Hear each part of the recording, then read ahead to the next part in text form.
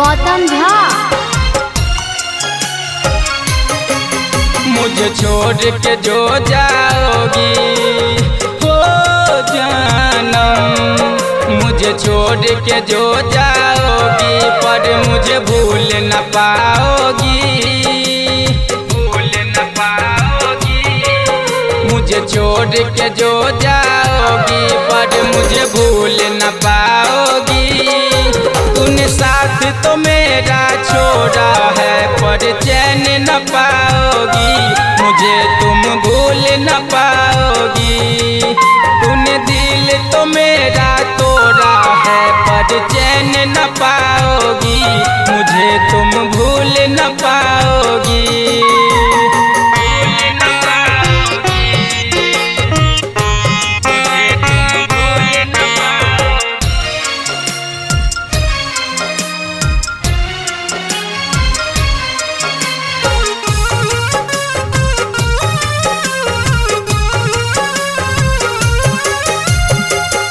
एक एक वादा तेरा झूठा था मेरे सनम, दिल था मेरा वो था नहीं खिलौना सनम, था नहीं खिलौना सनम, था नहीं खिलौना सनम। एक एक वादा तेरा झूठा था मेरे सनम, दिल था मेरा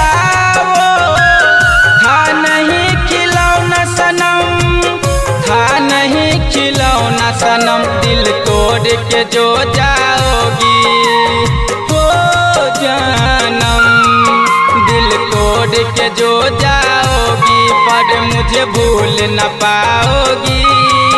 तूने साथ तो मेरा छोड़ा है पर चैन न पाओगी, मुझे तुम भूल न पाओगी। तूने दिल तो मेरा तोड़ा है पर चैन न पाओगी, मुझे तुम भूल न पाओगी।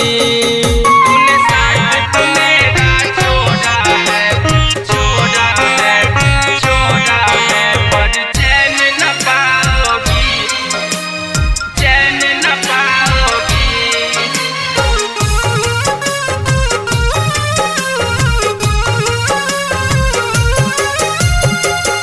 मैंने तो समझा तुझे अपने दिल का खुदा, फिर क्या खता हुई जो हो गई तू मुझसे जुदा, हो गई तू मुझसे जुदा, हो गई तू मुझसे जुदा।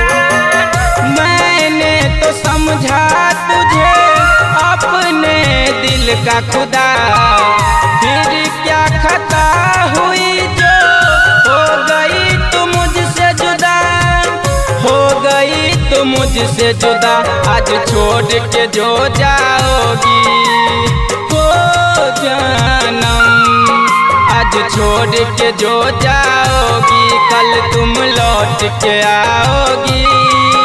इस पागल आशिक सागर को तुम ढूंढते आओगी, फिर से लौट के आओगी। तूने दिल तो मेरा तोड़ा है पर चैन न पाओगी, शिखर को ढूंढते आओगी।